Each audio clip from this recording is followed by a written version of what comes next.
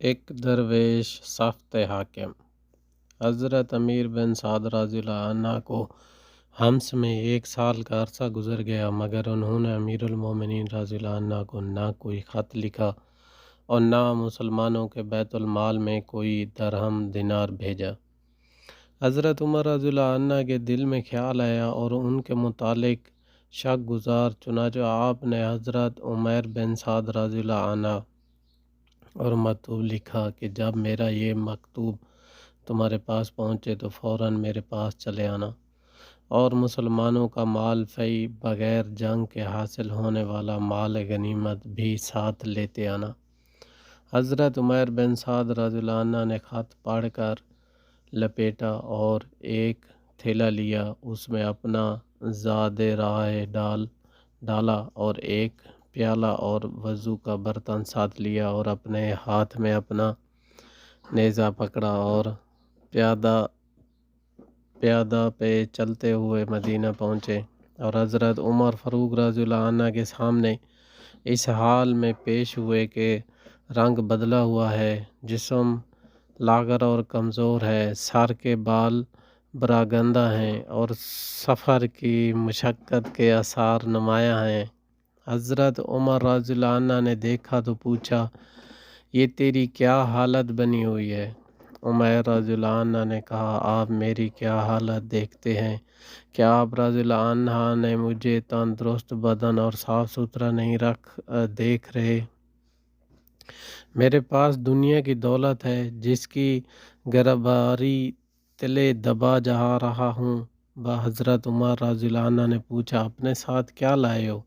حضرت عمر رضی اللہ عنہ نے سمجھا کہ حضرت عمیر رضی اللہ عنہ مال لائے ہوں گے۔ حضرت عمیر رضی اللہ عنہ نے جواب دیا کہ میرے پاس ایک تھیلا ہے جس میں زادیرہ ڈالتا ہوں، اور وضو کرنے اور پینے کے لیے ایک مشکیزہ ہے، اور یہ میرا نیزہ ہے، اس پر ٹیک لگاتا ہوں، اور اگر دشمن سے مقابلہ ہو جائے تو اس کے ذریعے لڑتا ہوں۔ خدا کی قسم دنیا میرے سامان کے تابع ہے، یعنی میرے پاس بس یہی کچھ ہے۔ حضرت عمر رضی اللہ عنہ نے پوچھا، کیا تم پیدل چل کر آئے؟ انہوں نے کہا کہ ہاں۔ حضرت عمر رضی اللہ عنہ نے پوچھا، کیا وہاں کوئی ایسا آدمی نہیں تھا جو تجھے سواری کے لیے کوئی جانور دے دیتا؟ انہوں نے کہا کہ ان لوگوں نے ایسا کیا اور نہ میں نے ان سے سواری کے لیے کوئی جانور مانگا۔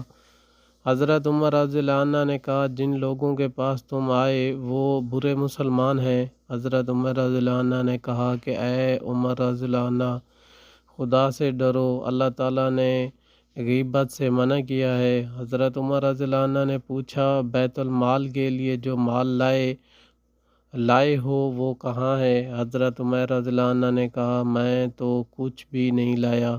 آپ رضی اللہ عنہ نے پوچھا کہ کیوں؟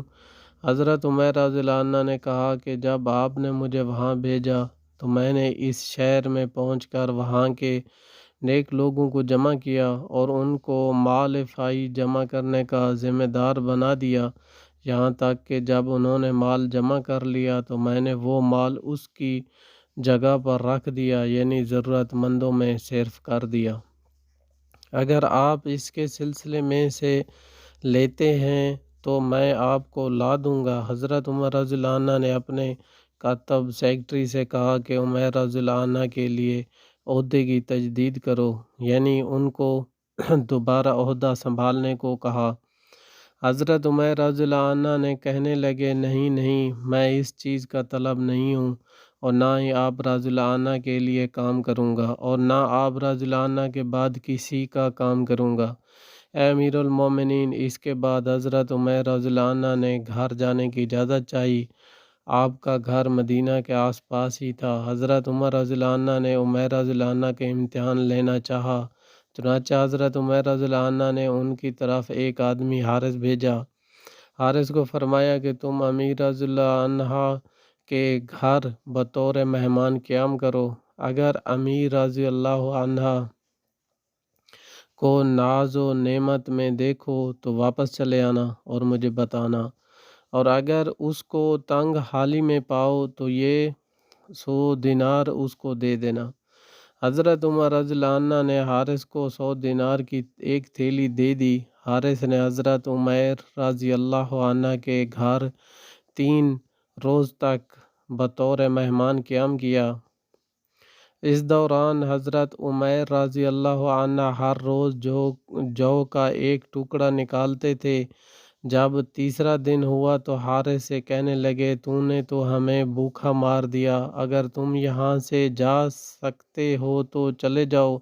اس وقت حارث نے دینار نکالے اور ان کے سامنے رکھ دیے۔ حضرت عمیر رضی اللہ عنہ نے پوچھا، یہ کیا ہے؟ حارث نے کہا کہ امیر المومنین نے آپ کے لیے بھیجا ہے۔ حضرت عمیر رضی اللہ عنہ نے کہا، یہ دینار ان کو واپس کر دو، ان کو میرا سلام کہنا اور عرض کرنا کہ عمیر کو اس کی کوئی ضرورت نہیں ہے۔ حضرت عمر رضی اللہ عنہ کی بیوی ان دونوں کی گفتگو سن رہی تھی۔ اس نے پکار کر کہا، اے عمیر رضی اللہ عنہ، یہ دینار لے لو، اگر آپ کو ان کی ضرورت ہوئی تو خود خرچ کر لینا، مگر نہ ان دیناروں کو ان کی جگہ میں رکھ دینا جہاں ضرورت مند لوگوں کی کثیر تعداد موجود ہے۔ جب حارث نے عمیر رضی اللہ عنہ کی بیوی کی بات سنی تو وہ دینار حضرت عمیر رضی اللہ عنہ کے سامنے پھینکے اور خود چلے آئے۔ حضرت عمیر رضی اللہ عنہ نے وہ دینار لیے اور ان کی چھوٹی چھوٹی چند تھیلیوں میں ڈال دیا اور اس وقت تک نہیں سوئے جب تک کہ وہ تھیلیاں ضرورت مندوں میں تقسیم نہ کر دیں، اور شہداء کی اولاد کو اس میں سے خصوصی طور پر دیا۔ حارث واپس مدینہ آئے تو حضرت عمر رضی اللہ عنہ نے ان سے پوچھا، اے حارث، تو نے کیا دیکھا؟ حارث نے بتایا کہ اے امیر المومنین، میں نے ان کو بڑی تنگی حالی میں دیکھا۔ آپ رضی اللہ عنہ نے پوچھا، تو پھر کیا ان کو دینار دے دیے؟ حارث نے کہا کہ جی ہاں اے امیر المومنین۔ حضرت عمر رضی اللہ عنہ نے پوچھا، اس نے ان دیناروں کا کیا کیا؟ حارث نے کہا کہ یہ تو مجھے معلوم نہیں، باقی میرا نہیں خیال کہ وہ اپنے لیے ہی درہم بھی رکھیں گے۔ حضرت عمر رضی اللہ عنہ نے عمیر بن سعد رضی اللہ عنہ کو خط لکھا کہ جو نہیں یہ میرا خط تم تک پہنچا تو فوراً میرے پاس چلے آنا۔ جب مکتوب گرامی پہنچا تو حضرت عمیر بن سعد رضی اللہ عنہ نے مدینہ کے لیے سفر باندھا۔ مدینہ پہنچ کر امیر المومنین رضی اللہ عنہ کے پاس حاضر ہوئے۔ حضرت عمر رضی اللہ عنہ نے ان کا پرطباق استقبال کیا، ان کو مرحبا کہا اور اپنے ساتھ بٹھایا۔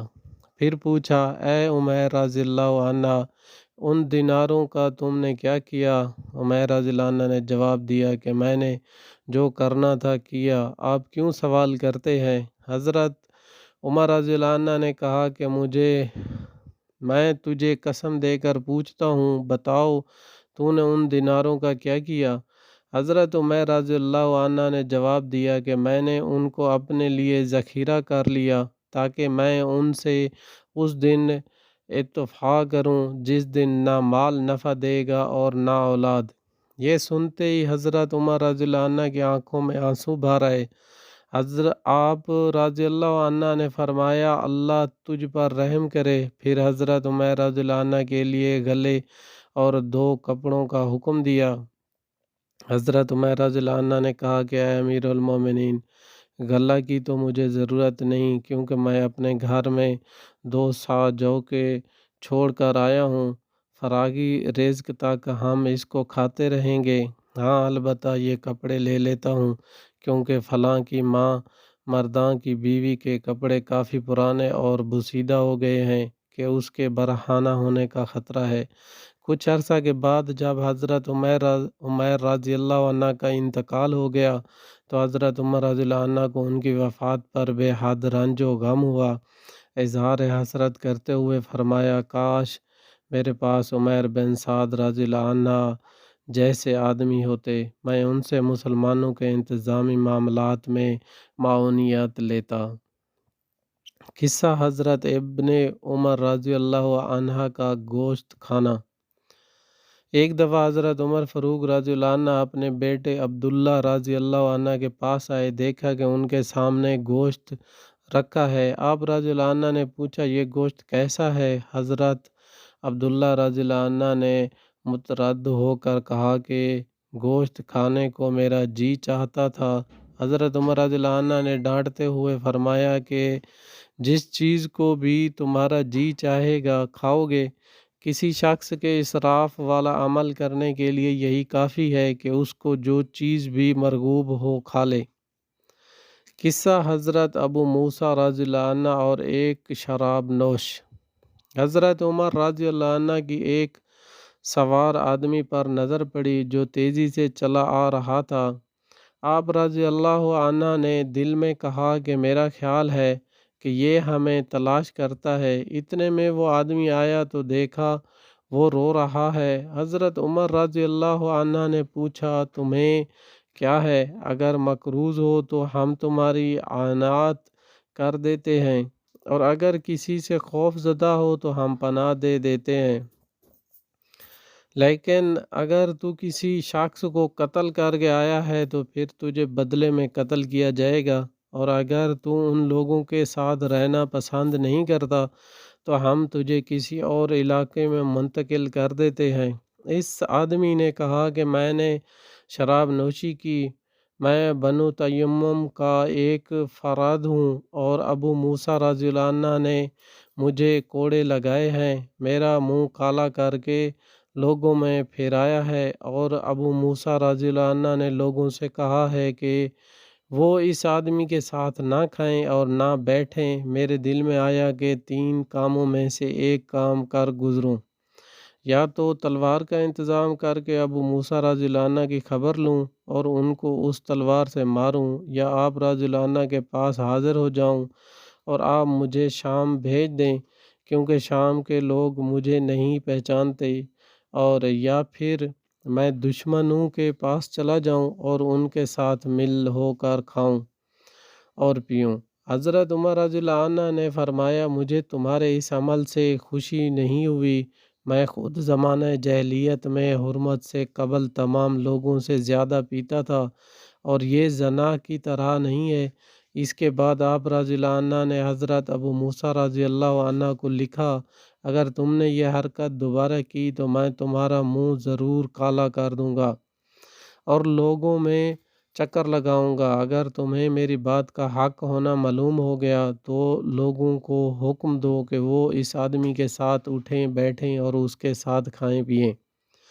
اگر یہ آدمی توبہ طیب ہو جائے تو اس کی شہادت کو قبول کرو۔ پھر حضرت عمر رضی اللہ عنہ نے اس آدمی کو اٹھایا اور اس کو 200 درم دیے۔ قصہ دودھ فروش عورت کی بیٹی۔ ایک اور رات حضرت عمر بن الخطاب رضی اللہ عنہ لوگوں کے حالات کا جائزہ لے رہے تھے اور ان کی خبر گیری میں مصروف تھے کہ آپ رضی اللہ عنہ کو تھکاوٹ محسوس ہوئی تو کسی گھر کی دیوار کے ساتھ ٹیک لگا لی۔ آپ رضی اللہ عنہ نے سنا کہ ایک عورت اپنی بیٹی سے کہہ رہی ہے کہ بیٹی جاؤ اٹھو اور دودھ میں پانی ملا دو۔ بیٹی نے کہا اماں کیا آپ کو معلوم نہیں ہے کہ امیر المومنین حضرت عمر بن الخطاب رضی اللہ عنہ نے اس سے منع کیا ہے؟ اس کی ماں نے کہا اے بیٹی جاؤ بھی دودھ میں پانی ملا دو، حضرت عمر رضی اللہ عنہ تو ہمیں نہیں دیکھ رہا۔ اس لڑکی نے جواب دیا کہ اماں اگر عمر رضی اللہ عنہ ہمیں نہیں دیکھ رہا تو عمر رضی اللہ عنہ کا رب تو ہمیں دیکھ رہا ہے۔ حضرت عمر رضی اللہ عنہ کو اس نیک لڑکی کی بات بہت پسند آئی۔ اپنے غلام اسلم کو جواز وقت ان کے ہمراہ تھے، فرمایا اے اسلم اس دروازے کی شناخت رکھنا اور یہ جگہ بھی یاد رکھنا۔ پھر وہ دونوں آگے چل دیے۔ جب صبح ہوئی تو حضرت عمر رضی اللہ عنہ نے فرمایا اے اسلم وہاں جاؤ اور معلوم کرو کہ وہ کہنے والی لڑکی کون ہے اور اس نے کس عورت کو جواب دیا ہے، اور کیا ان کے ہاں کوئی مرد ہے؟ اسلم معلومات لے کر واپس آیا اور حضرت عمر رضی اللہ عنہ کو اس نے بتایا کہ وہ لڑکی کنواری غیر شادی شدہ ہے اور وہ اس کی ماں ہے اور ان کے ہاں کوئی مرد نہیں ہے۔ حضرت عمر رضی اللہ عنہ نے اپنے بچوں کو بلایا اور ان کو حقیقت حال سے آگاہ کیا، پھر فرمایا کیا تم میں سے کسی کو عورت کی حاجت ہے تو میں اس کی شادی کر دوں، اور اگر تمہارے باب میں عورتوں کے پاس جانے کی طاقت ہوتی تو تم میں سے کوئی بھی اس لڑکی سے نکاح کرنے میں مجھ پر سبقت نہ لے جاتا۔ حضرت عمر رضی اللہ عنہ نے کہا کہ میری تو بیوی ہے۔ حضرت عبد الرحمن نے کہا کہ میری بھی بیوی ہے۔ حضرت عاصم رضی اللہ عنہ نے کہا کہ ابا جان میری بیوی نہیں ہے، آپ میری شادی کر دیں۔ چنانچہ حضرت عمر رضی اللہ عنہ نے اس لڑکی کو پیغام نکاح اور اسے اپنے بیٹے عاصم سے اس کی شادی کر دی۔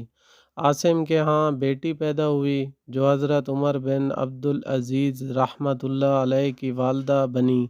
حضرت عمر بن عبدالعزیز بن مروان کے سب سے زیادہ عادل حکمران اور 5ویں خلیفہ اور